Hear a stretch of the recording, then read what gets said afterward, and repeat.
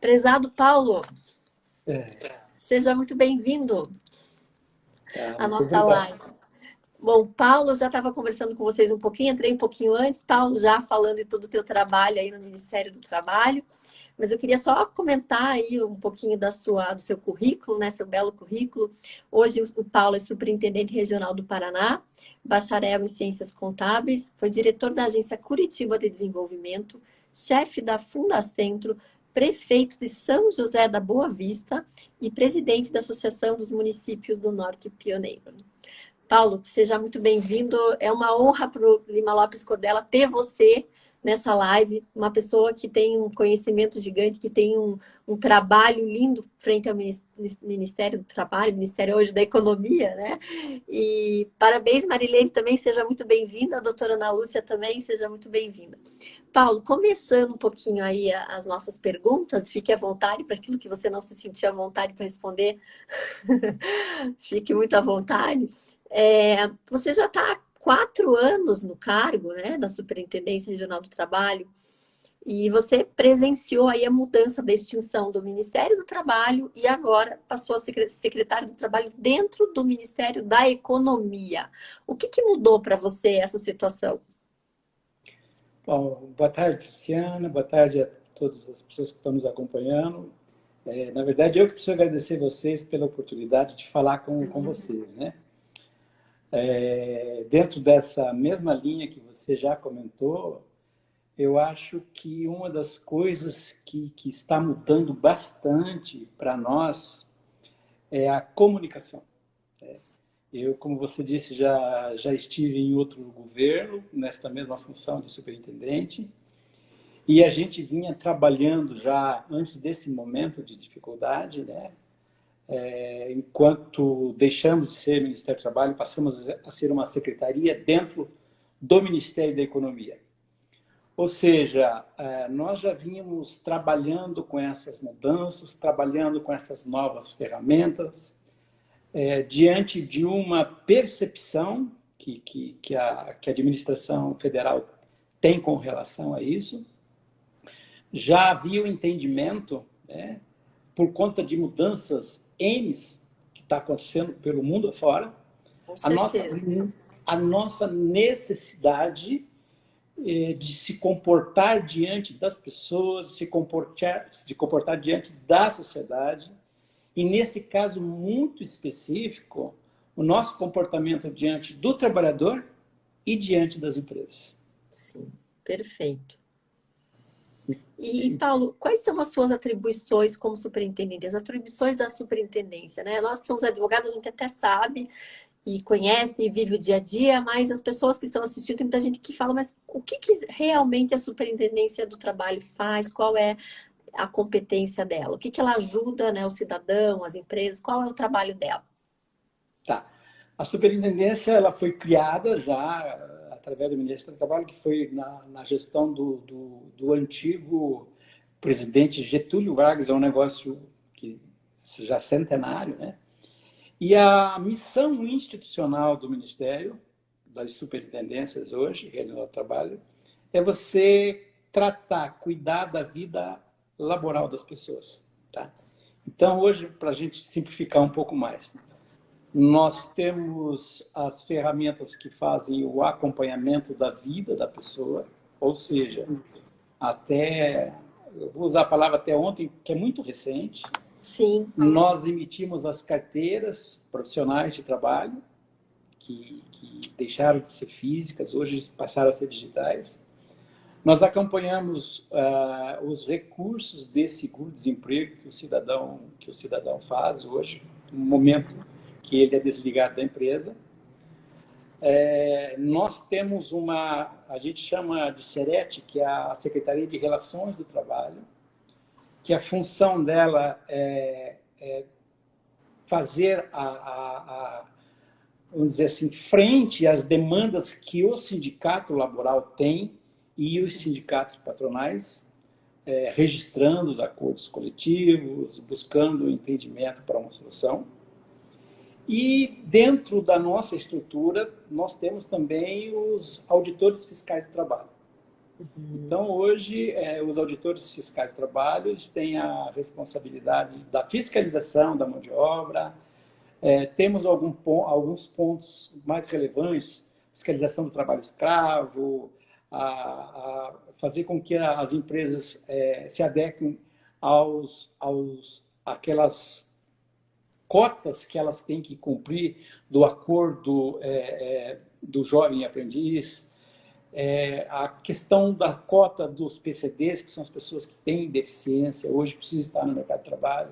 Ou seja, é um elencado de ações que está hoje dentro da auditoria. Tá? Então, eu diria assim, são dois papéis. Um papel que é a entrega dos serviços sociais, tá? Que fica hoje, nós chamamos que são os servidores administrativos. Existe o papel que fiscaliza, que recebe denúncia, que cumpre determinações do próprio Ministério Público do Trabalho, que são os auditores fiscais. Em linhas gerais, esse é o papel das superintendências hoje no Estado. Ótimo. E, Paulo, o que mudou, deixou de existir, o que passou a existir depois que mudou essa questão do Ministério da Economia, Ministério do Trabalho? Você sentiu alguma diferença? O que teve, o que saiu, o que entrou? Qual foi a mudança básica, né, de tudo isso? Muito bacana a tua pergunta, Luciana. Eu que já vinha participando desse processo lá de trás, o debate que fazíamos entre os colegas superintendentes é de que o serviço público ele tinha um delay muito grande com a sociedade, se você for analisar isso com outros serviços que são ofertados para a população. Sim. Por exemplo, você vai num banco hoje, se você quiser falar com o gerente, você fala. Se você não quiser falar com o gerente, você não precisa falar com o gerente. Você tem um cartãozinho que você acessa ao caixa automático. Ali você tem a informação do teu saldo, você consegue transferir teu dinheiro, você consegue contratar um financiamento, né?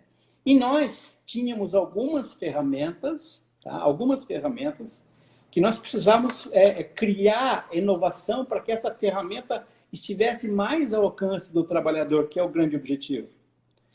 A gente discutia muito, existe o saudosismo de algumas coisas. Vamos falar mais especificamente da carteira de trabalho.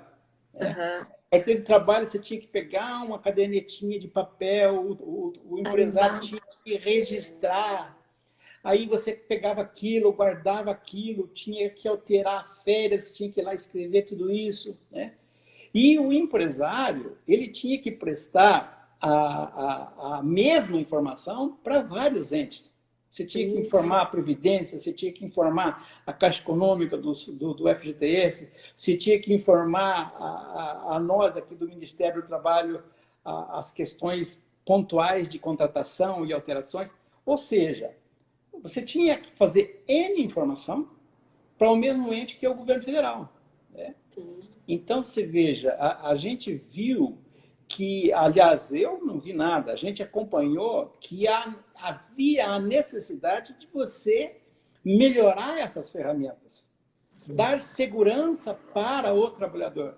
Eu sempre digo o seguinte, um absurdo, agora vou falar um pouco do recurso de seguro-desemprego, que é uma ferramenta que a gente utiliza muito. Um trabalhador entrar com recurso e ele me mostra a carteira, ele diz qual é o salário, tá? E quando esse trabalho é terceirizado por um Cine, de repente, eu não tinha lá uma ferramenta para ver se aquilo que a pessoa estava me dizendo é uma coisa correta ou não. Ou seja, tinha que pedir a carteira. Exatamente. A informação, eu tenho toda ela, tá? E eu não tenho uma ferramenta para fazer a junção de tudo isso, para que, desta forma, a gente evite a fraude e traga a resolução para o trabalhador, que é o grande objetivo. A gente discute muito com a nossa equipe aqui, doutora. Para nós, o CPF não é um documento a mais. Quando você trabalha com qualquer tipo de pedido, você tem que entender que atrás daquele CPF existe uma pessoa, existe um cidadão, existe uma família que está na dependência de que você resolva a demanda que ela está colocando para nós. Tá? É muito importante. Então, eu vejo assim, eu vejo que as mudanças que ocorreram são exatamente essas. Identificamos que a gente precisava correr atrás do prejuízo, A entrega do nosso trabalho era ruim para o cidadão, para o trabalhador. A dúbia interpretação das coisas era uma outra coisa horrível, né? Então, houve um entendimento de que precisava mudar e alguém deu o pontapé. E o mais importante, né, Paulo, a gente verifica que hoje, por exemplo, as fiscalizações, a gente entrega tudo eletrônico, vocês conseguem ver imediatamente se a empresa pagou FGTS, se não pagou, não precisa de papel, né? Não fica 10 dias dentro da empresa, né? A carteira de trabalho não tem aquela coisa, perdi a carteira de trabalho, perdi minha vida, né? Que essas empresas, até um volume muito alto de trabalhadores, acaba perdendo a carteira de trabalho, dá uma confusão, né? Parabéns, Paulo. Inclusive, quero dar as boas-vindas para o deputado Alex Canziani, ele está nos assistindo agora, Paulo. Muito obrigado. Muitas pessoas da área do RH aqui, diretores, tem a Natália Nili, tem o Rian Moro, da MGS, o Ariel Silva, da BRH. Muito obrigada por estar participando com a gente. Paulo, como que vocês estão lidando hoje com o trabalho remoto nesse momento que provavelmente está cheio de gente querendo ir aí falar com você, com um monte de problema, querendo falar sobre a suspensão, querendo falar sobre a redução, se vai receber seu benefício da MP 936? Como é que vocês estão atendendo hoje nessa situação? Mais uma vez, te agradeço pela pergunta. Muito boa pergunta. Nós, até por uma questão de cultura, né? Tínhamos uma dificuldade. Eu tenho um ditado popular que eu gosto muito, que ele fala o seguinte: cachorro que tem 2 donos morre de fome. E é verdade. Às vezes a gente está aqui dentro das nossas ocupações e aí você imagina que alguém está fazendo, aquele alguém que acha que o outro está fazendo, e de repente você se depara que ninguém está cuidando daquilo, né? O que aconteceu de uma forma assim brusca, e eu sou sempre de tirar sempre uma lição muito positiva de qualquer situação, mesmo que às vezes no primeiro momento ela pareça ser muito ruim. Sim. Nós precisamos, aliás, nós tivemos que colocar à disposição outras ferramentas, nós tivemos que criar e-mail institucional, nós tivemos que fazer uma adaptação das ligações que chegaram para nós, e essas ligações fossem encaminhadas para os auditores e para os trabalhadores que fazem a gestão executiva do trabalho na sua casa. Ou seja, nós precisamos nos reinventar novamente. O que a gente fez com tudo isso? A gente pegou hoje qual é essa força-tarefa, identificamos onde estão essas forças-tarefas. A gente imaginou assim, a exemplo do que está acontecendo conosco. Tá? Só um número para ficar bem prático para todo mundo que está nos ouvindo aí. Está indo para 4 anos que eu estou aqui na superintendência. Tá? Eu participei de 6 reuniões entre todos os superintendentes do Brasil, mais a nossa administração de Brasília. Nós agora estamos participando semanalmente de 2 videoconferências. Tá? Está numa mesma página o nosso secretário adjunto, os coordenadores de seguro-desemprego, os coordenadores de carteira digital, ou seja, todos os superintendentes, cada um com a sua demanda. E eu achei isso fundamental, porque eu sou cobrado a isso. Nós aqui no Paraná, acho que somos uma das poucas superintendências, nós, por conta de termos que ter aberto aqui um gabinete de crise, né, e até por uma opção nossa, nós trabalhamos hoje, eu vou te dar um número, 10% da nossa força-tarefa está trabalhando presencialmente e 90% está em trabalho remoto. Tá? Certo. Então, e nós fomos obrigados a fazer o seguinte, a colocar, como nós hoje somos uma única unidade no Brasil, hoje a gente não tem mais essa tratativa. A superintendência aqui do Paraná, ela não tem nada a ver com o que está acontecendo em São Paulo, no Rio, na Bahia ou Minas Gerais. O entendimento é o seguinte, nós estamos trabalhando com o ser humano, e eu que detenho uma força-tarefa maior, preciso ajudar o meu colega que não está conseguindo cumprir essa tarefa. Nós trouxemos essa experiência para dentro da nossa superintendência. Nós criamos aqui também um grupo de chefes da nossa unidade, que a gente se fala diariamente. Nós criamos aqui um grupo que nós falamos com as nossas gerências que estão espalhadas aí pelo estado do Paraná, e um grupo que tem todo mundo, as agências e a gerência. Ou seja, vou ser honesto para você, não tenho vergonha nenhuma de falar isso. Com 4 anos que eu estou aqui dentro do Ministério, este período que nós precisamos, houve a necessidade da reinvenção, estou muito mais próximo das nossas agências e das nossas gerências do que até então. Olha, a dificuldade une as pessoas, né? Nossa, eu sempre pensei dessa forma. A oportunidade é também um momento para o teu crescimento. Com certeza, a dificuldade, né? E com isso, Luciano, o que eu, para mim, linkar com a pergunta que você me fez, até vou deixar aqui a sugestão, depois eu posso encaminhar para o e-mail, talvez, se você puder falar já para o pessoal qual é o e-mail que o pessoal pode entrar em contato para mandar perguntas, informações. Olha que coisa bacana, a fiscalização aqui que tinha banido o plantão fiscal, agora, nesse momento, o nosso chefe da CEINT, que é o Bruno, né, recém-possado, o auditor Bruno, ele fez uma reunião com os auditores, existe uma escala hoje, o telefone toca lá, a menina encaminha para o telefone celular do auditor, e o auditor, aonde ele estiver, existe uma escala de auditores respondendo às demandas. Com relação a isso, a gente tem SERET, a gente tem questão de... Para você ter uma ideia, hoje a nossa equipe do Paraná está atendendo as demandas do Estado com relação a seguro-desemprego, está atendendo às demandas do 158, que é um canal centralizado em Brasília para demanda do país todo, e nós estamos finalizando agora, até amanhã, uma força-tarefa do pedido de seguro-desemprego que São Paulo não tinha, porque lá existe um sistema PIG-PAG, alguma coisa assim que fazia habilitação dos seguros, e por conta do isolamento fechou. Quer dizer, da noite para o dia, as pessoas não tinham como fazer o requerimento do seguro. E isso acabou vindo para o Paraná. Na verdade, sim, acabou vindo para eles, e aí, com a força-tarefa que eles têm, o estudo que foi realizado, que eles demorariam 90 dias para atender um cidadão. Meu Deus, imagina essas pessoas todas sem emprego, né? E é inconcebível alguém que precisa ter o sustento da família, tem que aguardar todo esse período para a resposta.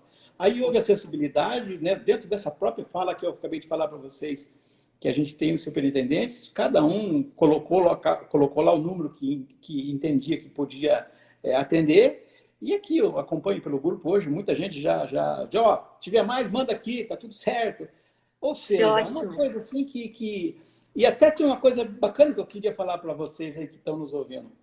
Um e-mail de um cidadão de São Paulo, a gente recebe elogios, tal, mas existe aquelas pessoas que têm uma cultura que a gente já vem vivendo, da péssima entrega do serviço público e tudo mais, e o cidadão... Está vacinado. Não, até ele dizer assim, isso aqui é uma fraude, onde é que tem cabimento? Eu sou de São Paulo, o estado do Amazonas também, sabe? Atribuir isso à falta de comunicação, que a gente deveria realmente falar tudo isso, mas a lição que eu trago para mim é assim, as pessoas, de repente, até quando o negócio é bom, se você não souber se comunicar, ele pode ser um sinal negativo. É verdade, tem que saber se comunicar bem, senão não adianta, né? Senão ele acha que é ruim. E, Paulo, então você já me comentou como é que vocês estão lidando com o trabalho remoto. Se você puder passar para o pessoal o e-mail, que as pessoas podem mandar perguntas, não sei se você tem aí fácil, para as dúvidas que tem dos fiscais, né, que você comentou comigo que existia. Tá. O que eu fiz aqui, até tem uma colinha comigo, doutora, se você me permitir. Tá. Eu, como todos os outros homens do mundo, tenho uma dificuldade de falar e observando quem está entrando e quais são as perguntas, senão eu não consigo fazer isso. Isso é um dom da mulher, né? Deus foi muito sábio. Depois eu vou escrever aqui, então. Então, fiz assim, no final eu escrevo um e-mail aqui para o pessoal que está prestando atenção. Eu vou te fazer mais uma pergunta, então. Tá. Então, eu queria deixar assim para a gente passar para outra. Eu criei uma planilha aqui que tem distribuído por assunto a demanda, os contatos que a gente tem, tanto por e-mail quanto por telefone. E aí existe um e-mail institucional para tratar da vida do trabalhador, que eu também vou disponibilizar. E as dúvidas maiores, assim, eu vou disponibilizar o meu e-mail. Tem prática aqui que é a seguinte, às vezes vem uma reclamação, a gente encaminha um e-mail daquela pessoa ou daquele departamento. Aí o que eu digo para as pessoas? Olha, se você não der resolução naquilo que você está procurando, na próxima mensagem você pode me copiar. Porque aí é uma forma que eu, vou acompanhar, vou vou tratar aquilo com o carinho que ele é devido.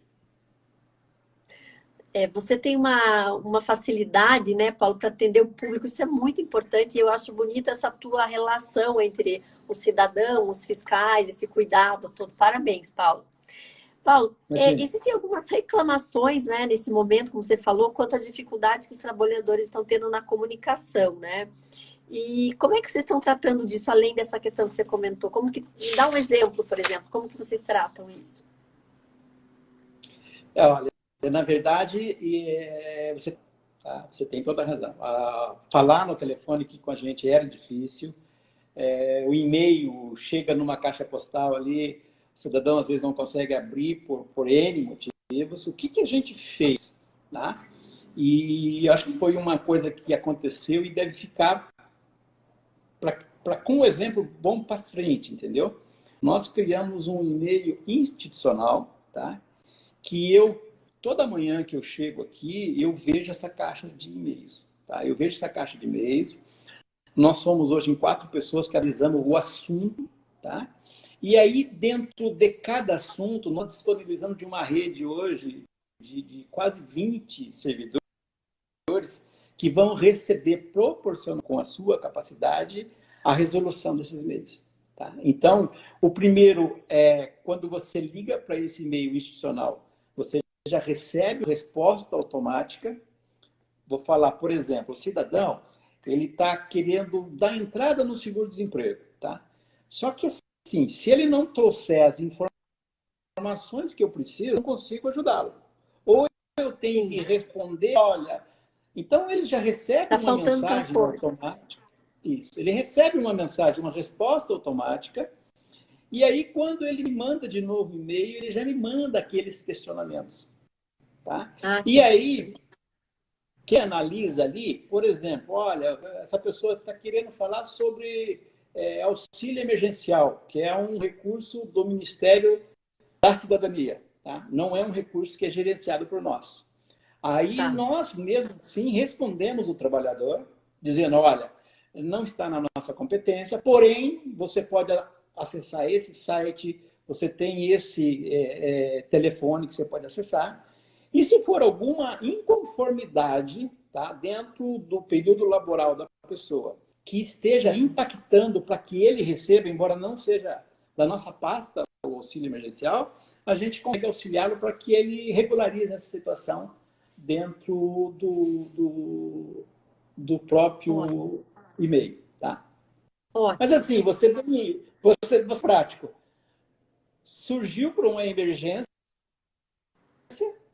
mas o modelo deu tão certo que nós vamos nesse momento todo. Que fantástico, vai manter. Paulo, você falou bastante da questão do trabalhador, né? Da relação trabalhador, do cuidado com o trabalhador.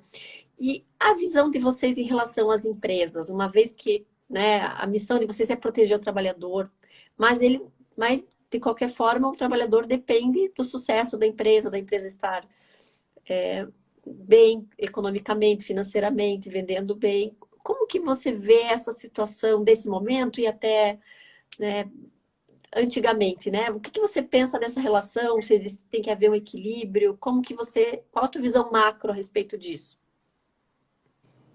Você sabe, Luciana, que você está tirando um peso assim, que é a vez que eu consigo falar isso em público, tá? Eu sempre atendi as pessoas porque eu acho que o caminho, o entendimento está no diálogo. Eu sempre acreditei nisso. Isso na tua vida profissional, isso na tua família, isso nos movimentos dos clubes de serviço. A ação dos problemas está no diálogo. Eu recebia aqui, sempre recebi, desde que me deram a oportunidade de exercer essa função, atendendo as pessoas, atendendo o empresário pequeno, grande, atendendo o trabalhador. Eu nunca me furtei. E às vezes até não era uma prática, de repente, corriqueira, trazer o auditor, ou trazer a nossa divisão de bolsa aqui para conversar junto, que pode parecer, pode ter aquela imagem de, puxa vida, o Ministério está aqui para defender o trabalhador, esse cara vai falar com o empregador, tá, sabe? E eu fazia isso com um certo receio de não pudesse ser mal interpretado com relação a isso. Quando a gente, agora recentemente, houve um choque de gestão, tá? E a administração, aliás, o Ministério da Economia, através da Superintendência Regional, da Secretaria do Trabalho, ela tem colocado com muita veemência essa questão de que nós precisamos abrir esse espaço para o diálogo.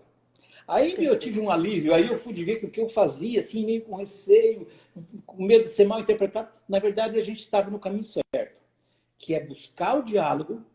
Qual que é o nosso entendimento, o nosso sentimento?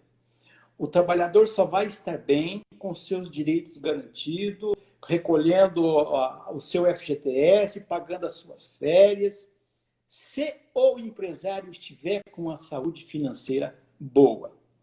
E para nós existem os autos de infração, que são uma ferramenta hoje da fiscalização, mas eu vejo com muita tristeza quando a gente precisa aplicar essa ferramenta.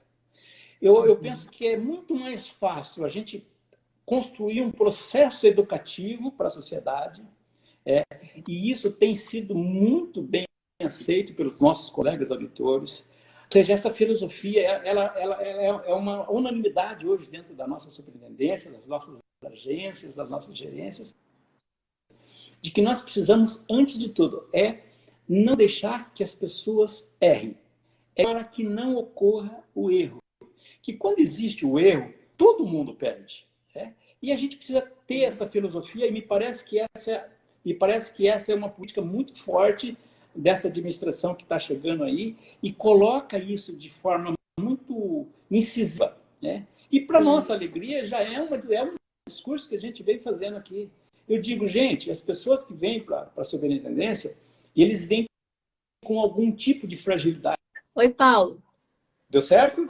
Agora deu. Desculpa que de repente ficou mudo, me perdoe. Nenhum problema.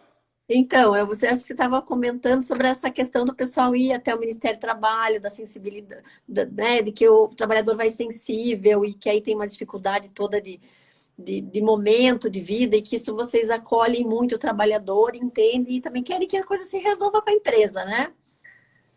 Isso mesmo, Luciana. Esse é o espírito, sabe?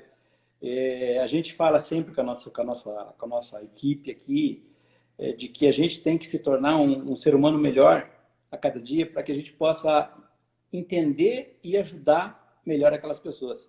Sim. E eu tenho um secretário adjunto que chama Dr. Ricardo Moreira, que ele fala um negócio muito bacana e eu fiquei fã dele.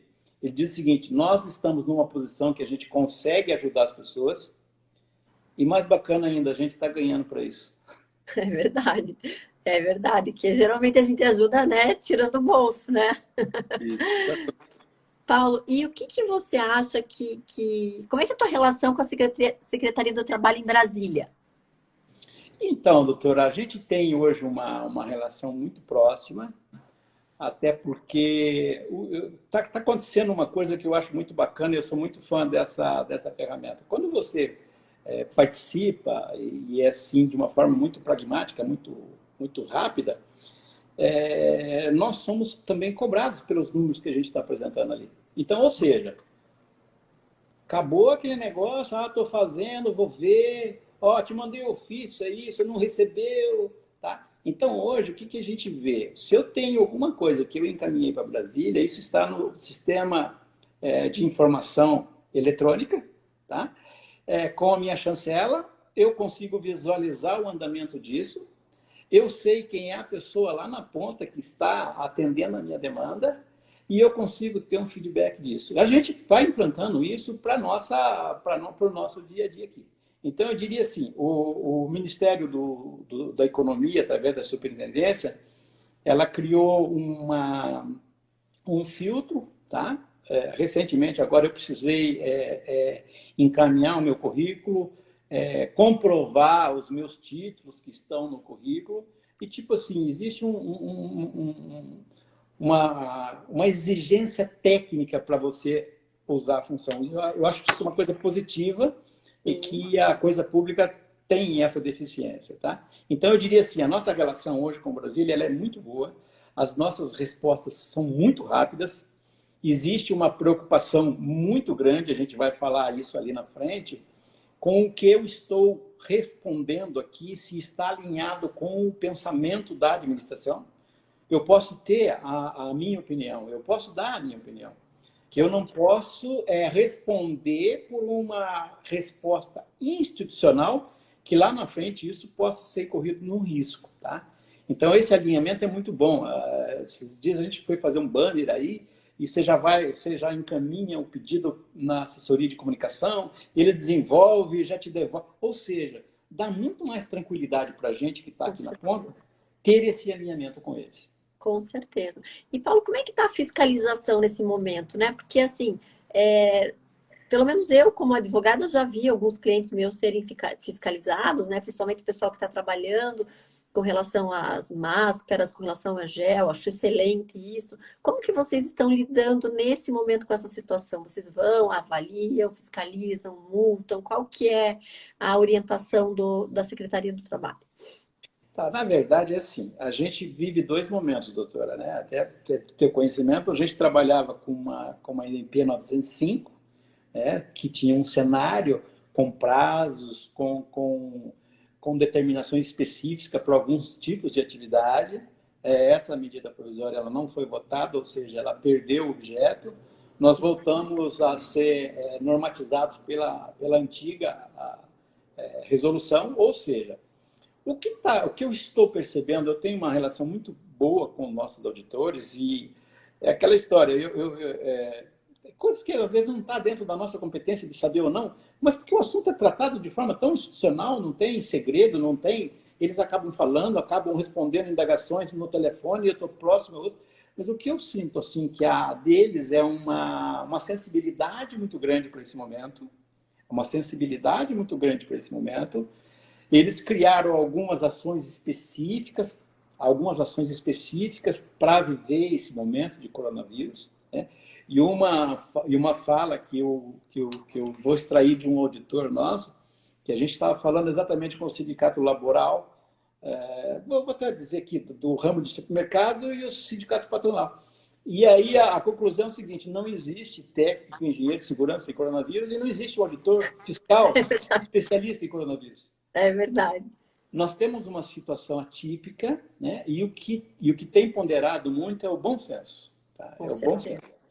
A gente teve essa semana ainda falando com o nosso secretário de saúde, porque a gente tem tido a necessidade de coletar algumas informações de alguns hospitais, aliás, de todos os hospitais, e pode parecer assim, insensibilidade da nossa parte, desse momento que todo mundo está lá dedicado ao combate, mas o que a gente tentou colocar é que, como existe o fator risco e a letalidade nesse ambiente, nós somos encarregados de fazer esse laudo, né? Com certeza. E aí esse laudo depende de algumas informações. Então, você veja, em vez da gente ficar aí andando em todos os hospitais, se a gente tiver onde está o foco principal, se tiver uma determinação deles enquanto autoridade de saúde para essas instituições, acho que fica muito mais fácil.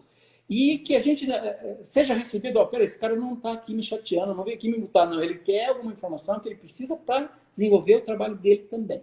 Tá?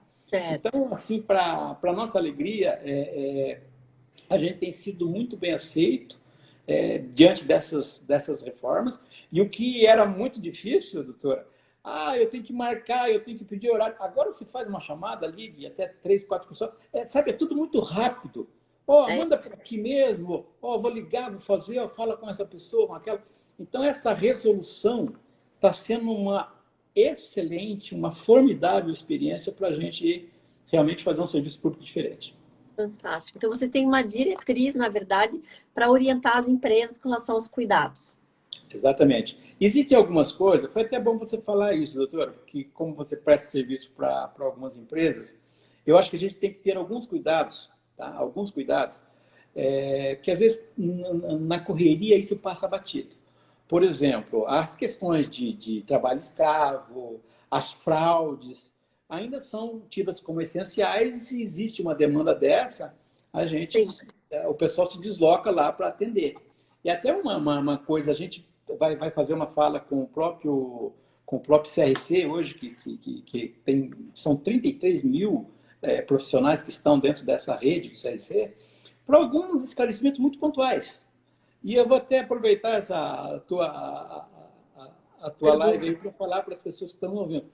Eu vou dar um exemplo curto. O cidadão, às vezes, entra num auxílio, numa interrupção de jornada, ou ele tem a jornada interrompida pela suspensão, e por algum motivo a empresa recebe uma demanda e, achando que está fazendo tudo certo, traz esse pessoal para dentro de casa e começa a trabalhar. E isso tem sido fruto de algumas demandas para nós. E aí, isso é um crime, e aí nós somos obrigados a ir lá, fiscalizar, autuar a empresa. Uma coisa que não tem necessidade. É só o fruto do esclarecimento. Só tem que avisar, né, que o contrato suspenso foi extinto, que ele voltou a trabalhar. Eles não fazem. E parece ser uma coisa muito simples. Pois é. E parece ser uma coisa muito simples. E às vezes é na ânsia de querer resolver a questão financeira, de aproveitar uma oportunidade que surge, sabe? Então, a gente tem tido algumas questões dessa, e foi uma das questões que os auditores me falaram: Paulo, se você tiver a oportunidade de pedir o apoio das categorias, para que isso se dissimule, eu dizia, olha, gente, a coisa às vezes é uma coisa tão irrisória, tão pequena, que as pessoas não imaginam que vai dar esse tipo de problema. E me diz uma coisa, Paulo, as pessoas que estão em serviço essencial, né? Os prestadores de serviço essencial, os mercados, postos... como é que fica o pessoal do grupo de risco? O supermercado, ele pode obrigar esse trabalhador a trabalhar, ou ele tem obrigação de deixá-lo em casa? Na verdade, ele não pode obrigar. Na verdade, não pode... ele precisa respeitar isso. A gente teve alguns números aqui demonstrando que em alguns segmentos houve até um superávit na contratação da força-tarefa por conta dessa demanda. Sim. Os profissionais são da área de risco e tiveram que ir para casa, e para suprir a necessidade eles tiveram que fazer novos contratos. Eu estou orientando isso também, os meus clientes. Eu acho assim, a gente não pode, a perna nossa é curta, eventualmente não vai conseguir alcançar todo mundo, mas a gente tem que ter isso muito, muito próximo do nosso radar, de que isso realmente é uma coisa que traz sérias consequências. Sim, porque você está colocando em risco, mais risco, uma pessoa que já está no grupo, né? Então a responsabilidade é toda da empresa. Eu falo assim, né? Já de colocar uma pessoa que não é do grupo de risco, já tem a responsabilidade objetiva, né? Que já foi decretada. Imagina uma pessoa de risco, ele fala, não ponha, deixa em casa, bonitinho, né? Que é o melhor que tem a fazer. E Paulo, me diz uma coisa... agravante a mais, doutora? E com agravante a mais, agora com o reconhecimento da causa de morte do corona... Pois é. A empresa, e a gente sabe disso, o INSS pode amanhã ou depois fazer uma ação regressiva para vir receber dinheiro. Com certeza. Então, isso que eu falo. Inclusive, a gente tem orientado, né, as empresas a entregar os kits de EPI, as orientações, colocar tudo isso por escrito, advertir se alguém vai sem máscara, né, que alguém que não usa álcool gel, alguém que fica abraçando alguém, porque, né, é difícil a minha empresa cuidar de todos, né? Como se fossem filhos, né? Porque às vezes as pessoas não obedecem, né? Mas tem que pelo menos ter um documento em que a empresa orientou, organizou, entregou a máscara, entregou o álcool gel e tudo mais. E Paulo, com relação aos prazos aí na superintendência, como é que fica nesse momento? Na verdade, isso também é um fruto de vários questionamentos, né? Com essa questão aí da interrupção do atendimento ao público, se subentende que os prazos ficaram prejudicados, né? Ou seja, não é todo mundo hoje que tem vamos dizer, a iniciativa de protocolar isso para o SEI, né? O cidadão normalmente tinha que apresentar alguma informação ou algum tipo de recurso, ele teria que adentrar aqui até a nossa Secretaria de Multas e protocolar isso. Então, veja, as autuações elas continuam existindo por conta das fiscalizações, mas os prazos só vão ser contados a partir da reabertura das nossas unidades, gerências e agências. Entendi, tá.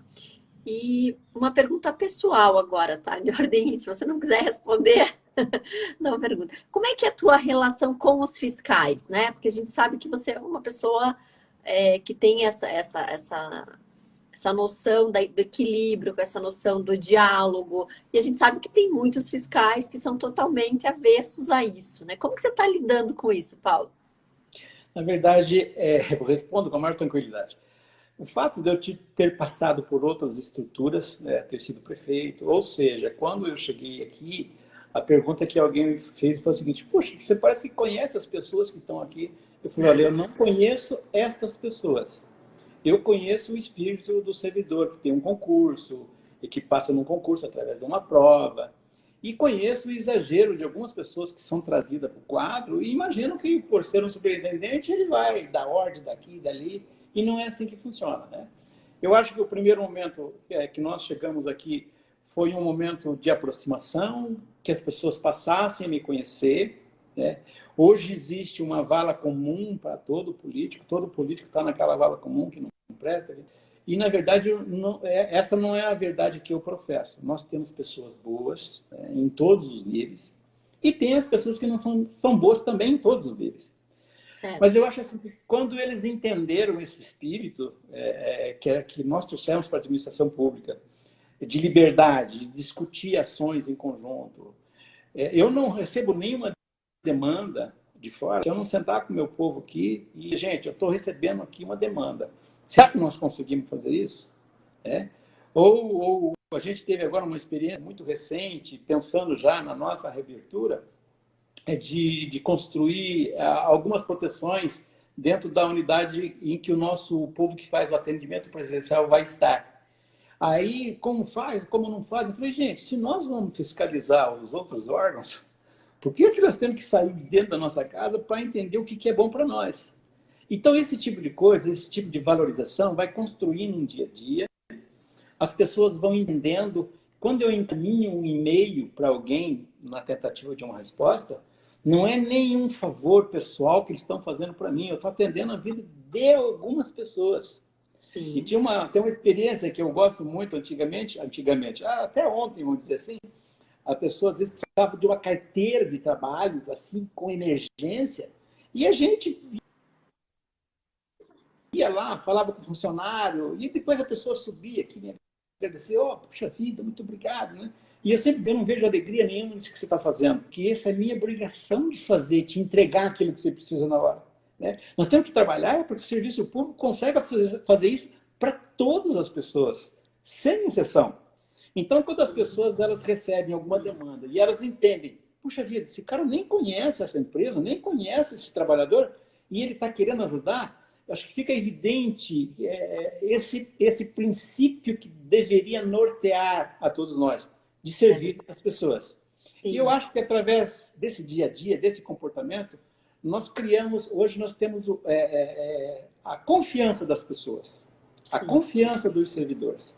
Então, eu não tenho nenhum receio de pedir ajuda, eu procuro não interferir naquele assunto que não me compete, né? Às vezes você tem uma questão macro que tem um desdobramento de imprensa, eles ficam muito à vontade de me responder, de me orientar com algumas questões técnicas, porque o fundamento eles entendem, a gente quer resolver o problema das pessoas. Perfeito. E aquela NR que saiu, acho que no começo do ano, não me lembro exatamente, que é tanta legislação, né? Mas que falava de que antes o Ministério, a fiscalização do trabalho, ela ia orientar e depois autuar. Como é que está isso hoje na fiscalização? Na verdade, é isso que eu falei. A gente teve aí, acho que uma ou 2 semanas atrás, aquela MP 905, que não vigorou, que exatamente ela tratava dessa situação, de que a orientação era mais de instrutiva e não punitiva. Como esta MP deixou de ser vigente, porque ela não... Exatamente. Então, você volta ao conceito anterior. Tá. Agora, dentro disso, aí existe a sensibilidade do nosso auditor de entender o momento que nós estamos passando. Sim. Ou seja, um momento novo, um momento completamente diferente de tudo que a gente viu até hoje. O que contribui a minha ação mais rigorosa em cima de uma empresa que está com dificuldade de abrir a porta, que está com dificuldade de manter o seu trabalhador, o seu colaborador, né? Então, esse bom senso hoje eu disse que também é a unanimidade da nossa administração. Parabéns, Paulo, por esse bom senso, viu? Fico muito feliz com isso, e todos nós, com certeza. E, Paulo, o que que muda daqui para frente nas relações do trabalho? Que a gente sabe que vamos ter um novo normal, né? E para você, assim, que é uma pessoa que tem uma visão macro e está aí no dia a dia, acompanhando de perto, o que que você imagina? Na verdade, várias questões que estão sendo colocadas agora para a sociedade, exemplo das ferramentas digitais, CTPF digital, o sistema eletrônico de informação, várias ferramentas que já vinham sendo idealizadas ali atrás, tá? Elas tiveram que ser colocadas em execução assim de imediato, né? O Sim, que eu acho, vou te dar até um número, nós imaginávamos que a carteira digital ela fosse chegar ao final do ano com 70%, 80% de adesão. Né? Nós tivemos adesão de 90% dos trabalhadores agora. Por quê? Porque eu olha preciso que da carteira, fantástico, não tenho. precisa. Eu não. E aí depois ele foi. E eu sempre fazia essa brincadeira. O cidadão vai baixar essa carteira e fala, pô, qual é a pegadinha que esses caras estão inventando? Uma carteira aqui que eu abro uma ferramenta. Puta, o que eles estão querendo saber mais de mim? Quando ele descobre que através das seus depósitos de garantia, quando ele sai da empresa, ele consegue já dar entrada no seu seguro-desemprego. As informações estando ali já não tem mais inconformidade, ou seja, diferença de data de nascimento, CPF, PIS. Não, ela está ali consolidada. Isso vai trazer um avanço para a vida dele. Né? Com certeza. Então, o que eu imagino de diferente? Eu brinco com o pessoal e eu ouvi essa frase de alguém e eu gostei muito. Tivemos que trocar a hélice do avião em movimento. E foi isso que aconteceu com a gente. A gente teve que nos antecipar às digitais. Eu não vejo que há retroagir, não tem a menor Sim, possibilidade. Isso dá um chacoalhão em nós para tudo, para tudo, para a nossa vida, para o nosso trabalho, para o novo formato de trabalho que surgiu. Eu vou falar para você, a gente com esse trabalho remoto agora, as nossas entregas do serviço público era imensamente maior do período que a gente estava trabalhando. Então, isso foi um chacoalhão para nós, e eu acredito que isso aconteceu para todo mundo. A gente tem sim. que realmente refletir muito sobre isso, qual é o novo formato, qual é a nova proposta, e até vou dar um negócio para você, me atreva a falar isso. Nós estamos vivendo um momento de agora, tá? Nós vamos ter eleição, provavelmente até o final do ano, eleições municipais. E a Sim. gente falava assim de uma coisa muito distante, tecnologia da inovação, como um negócio que viesse o cidadão hoje, que entende ser gestor público, se ele não coloca plano de governo com dificuldade, com certeza absoluta, ele terá muita dificuldade. Se dentro do seu plano de ação ele não estiver que agregar agora esse novo momento. O mundo inteiro vai ser diferente depois disso. Né? Sim, é verdade. E, Paulo, com essa mudança toda, até esses dias eu comentei, né, com uma colega minha, porque esse momento ele mudou completamente a importância dos sindicatos, né? Teve a reforma trabalhista, os sindicatos foram colocados meio de lado, porque era possível acordo individual, e nesse momento eles estão, né, realmente dando muitas cartas, né? E, inclusive, eu tenho tido algumas dificuldades, às vezes, em fazer acordos com relação à suspensão e redução naquelas faixas etárias que há necessidade do acordo coletivo. Como que você vê o futuro das relações sindicais a partir desse momento? Você sabe que eu tenho conversado com alguns colegas do sindicato laboral com relação a isso. Eu vejo assim que quando você tem uma reforma trabalhista que você diz que o acordado se sobrepõe ao legislado, você dá uma bela de uma ferramenta para eles. Né? Sim, Talvez a gente tenha que sentar e falar um pouco mais sobre esse modelo, sobre esta aproximação, mas eu vejo assim, quando você coloca que isso terá um, ou seja, aquilo que eu coloquei lá na minha convenção coletiva, tá? Qualquer magistrado que vá analisar aquele foco em específico, ele vai precisar respeitar o que foi convencionado lá atrás. Eu acho bela de uma ferramenta. Né? Agora, Sim. a gente precisa muito rápido. Eu não sei se...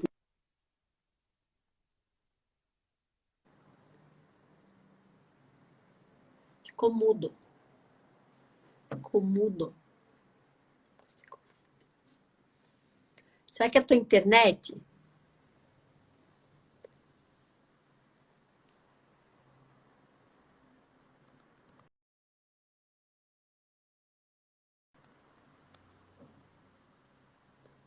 Nós vamos esperar o Paulo voltar. Vocês estão me ouvindo? Se puderem dizer aqui se estão me ouvindo, porque o Paulo saiu. Você pode me dizer se está me ouvindo?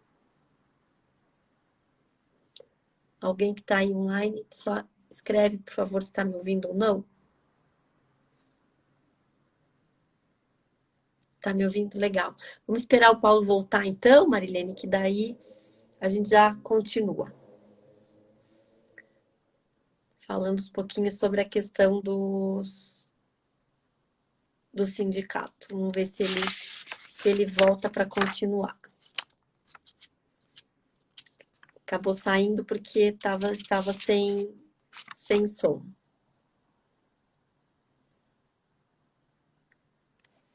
Vamos esperar um pouquinho, ele já deve estar retornando.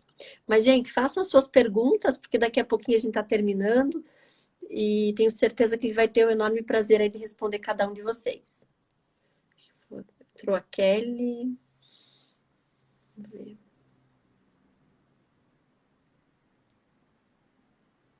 Aqui. Vou só aceitar aqui. Só um minutinho, gente.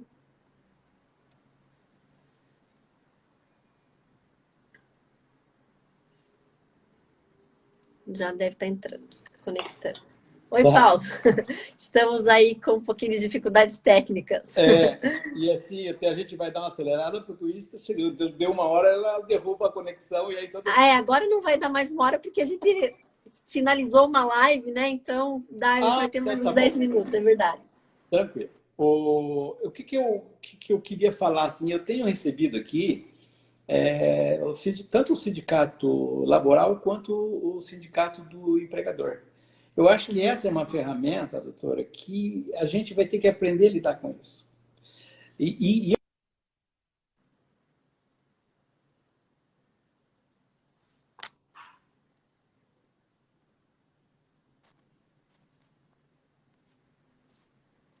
Acho que a gente está tendo um problema de novo com o som do Paulo. Vocês estão acompanhando, Paulo?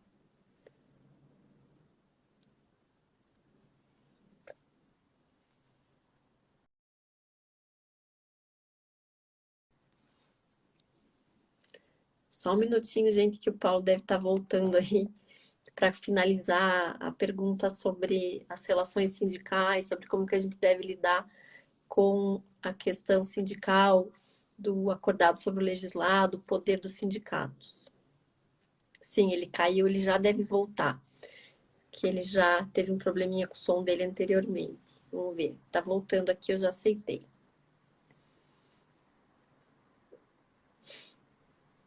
Oi, Paulo. Talvez desculpa, seja, imagina, pode ser internet, talvez. ótimo. Então, Então, doutora, então eu acredito muito nessa ferramenta. Volto a dizer, eu acho que o diálogo é a solução para tudo, tá?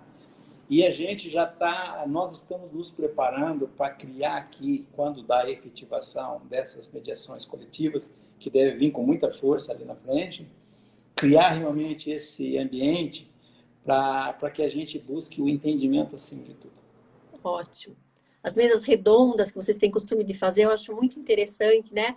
Porque vocês acabam mediando muitas vezes a situação entre a empresa, o sindicato, que às vezes cria alguma dificuldade também, né? Ambas as partes, e aí chega um entendimento. Acho perfeito isso.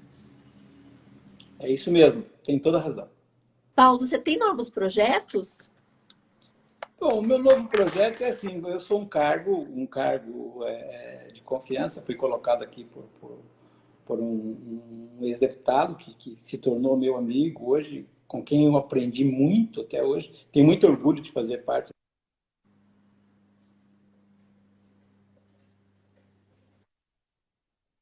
o meu projeto é procurar ser melhor um dia depois do outro.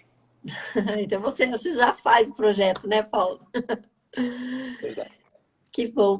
Pessoal, se tiverem pergunta, quiserem fazer agora, está disponível aí. Vamos ver se tem alguém aí que fazer alguma pergunta. Mas adorei, Paula, a conversa. E temos que marcar mais conversas. Sigo à disposição, doutora. À disposição. Pena que realmente aconteceu de cair, e daí algumas pessoas acabaram saindo, mas foi excelente. Achei que foi super profícuo aí, explicou muita coisa para muita gente, a questão do atendimento. E aí, se você puder, não sei se você quer falar já o e-mail, ou eu escrevo depois no final da live. Se puder fazer assim, doutora, as pessoas que tiverem dúvida, passam para você. Eu vou passar o e-mail de contatos nossos por assunto. Tá. E o e-mail também. Aí, se a senhora puder, se tem o controle aí de quem entrou na conversa e quem fez a pergunta, Perfeito. totalmente à disposição. E o assunto que eu não souber, eu vou buscar ajuda e a gente vai dar uma resposta. Combinado, então, Paulo. Paulo, muito obrigada pela oportunidade. E vamos ver se a gente marca novas lives aí, principalmente para falar sobre essa questão da relação sindical, que ela é bem ampla também, né? Quem sabe convidamos alguém aí da área aqui, o Daniele Tomé. Ela é uma empresária da área de construção civil. Ela escreve, foi excelente. Muito obrigada pelo ensinamento e por tamanha simpatia. Né? A Marilene, muito bem, excelente, né? Já sou tua fã, Marilene. Né? Te admiro muito, preciso conhecer teu trabalho aí também, junto, né, à Casa da Mulher aí. A Natália Nili, que ela é diretora de RH da empresa Cargo Lift e Transporte Muito Bom, também é uma pessoa fantástica aí que vai estar com a gente provavelmente futuramente nas nossas lives. Paulo, foi um grande prazer. Fica com Deus. Muito obrigada por ajudar, né, tantas pessoas nesse momento e ter essa visão totalmente inovadora e diferente que a gente precisa, com certeza, ter uma pessoa assim aí no teu lugar. Tá, obrigado pela oportunidade, doutora. Um abraço, fica com Deus. Amém. Tchau, tchau.